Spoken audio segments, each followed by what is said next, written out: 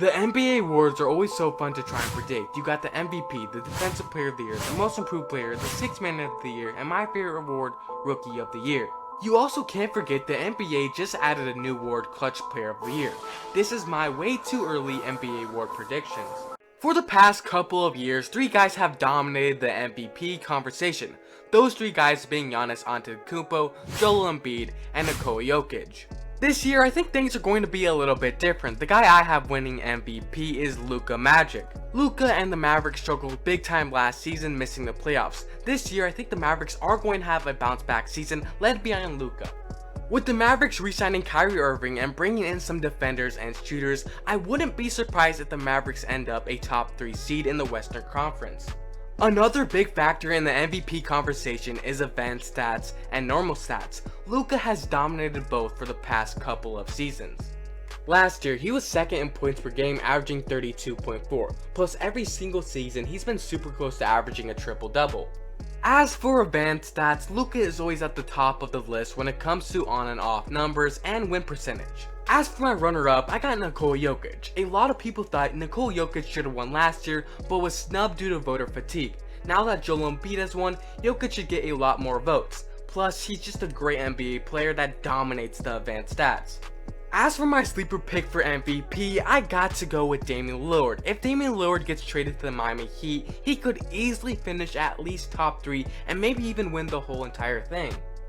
For Defensive Player of the Year, it almost always goes to a big man or a wing. It rarely goes to a guard. The only exception in the past 30 years was Marcus Smart, who won in 2022. This year, the player I have winning Defensive Player of the Year is Anthony Davis. The Lakers had the best defense in this year's playoffs, and Anthony Davis was the defensive anchor for that team. The Lakers' whole entire game plan was to force teams to try and drive the rim and finish over Anthony Davis.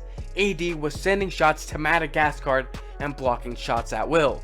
The only problem with AD is health. The NBA has added the 65-game policy. It's where a player must play at least 65 games to even qualify for an NBA award.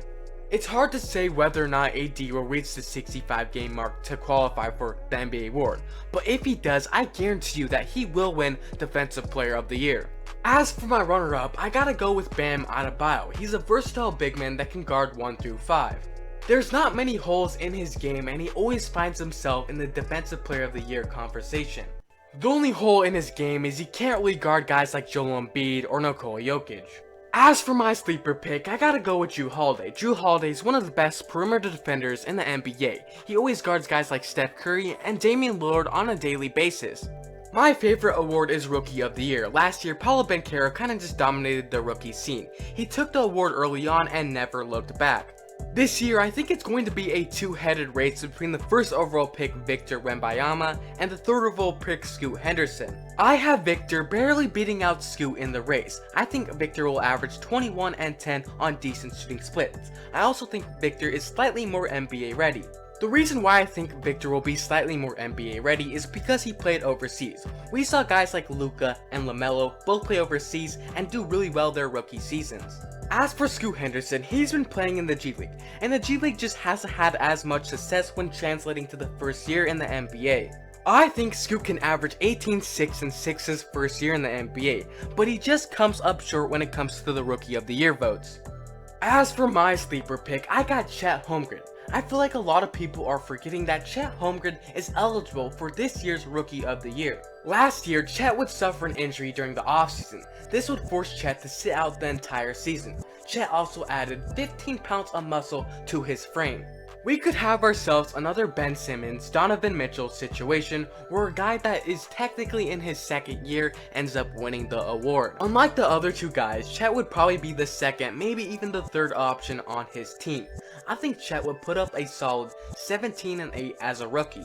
For Most Improved Player, it's always a guy you least expect. There's always some random player nobody saw improving that took a crazy leap. The guy I have making that crazy leap is Alperen Sengun. The reason why I think he'll take a huge jump is because I think the offense will be ran more through him because they found a better coach. The Rockets also added more point guard depth to this team that could set up Sengun for easy shots at the rim. Last year, Sengun averaged 14 points per game. This year, I think he could make the jump up to 20, and I also think he could double his assists. As for my runner-up, I got Shane Sharp. With Dame leaving, someone has to step up and do the scoring. Shane can score the ball at will. In his last 10 games of the regular season, Shane averaged 23 points per game.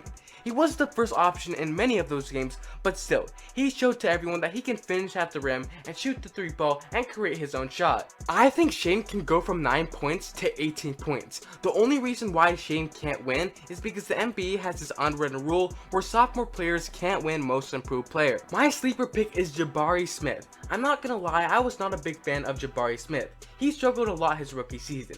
He couldn't really create his own shot, and his 3-point shooting was very poor. But in the Summer League this year, he's been going crazy. He's been dropping 30-point bombs and showing the ability to create his own shot. The only question with Jabari is, can he take it to the next level?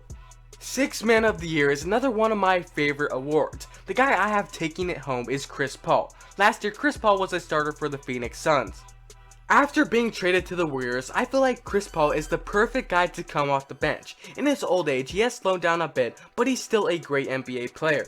I feel like Chris Paul can easily give you a solid 12 and 8 off the bench. As for my runner-up, I gotta go with Norman Powell. If Norman Powell stays on the Clippers, he has a real shot at Sixth Man of the Year.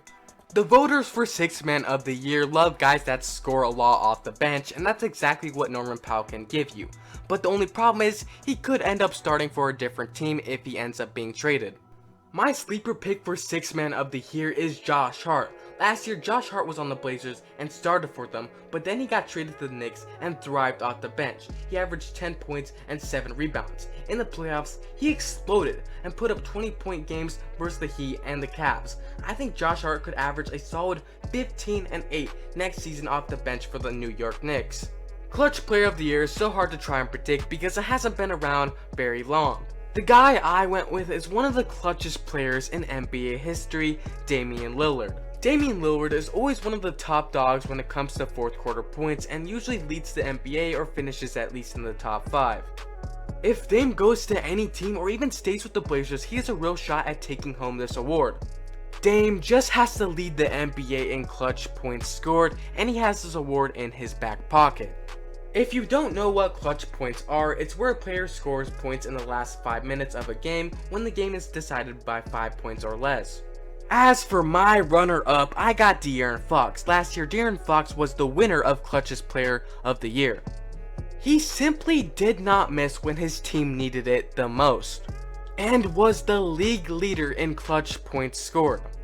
This year, he's gonna be at the top of that list once again. My sleeper pick for Clutch Player of the Year is Jimmy Butler. What can I say? You saw what he did in this year's playoffs. The man simply refused to lose and carried his team in every clutch situation. What can I say? Jimmy just lives for the big time shot, and he's going to be on top of the Clutchest Player of the Year list.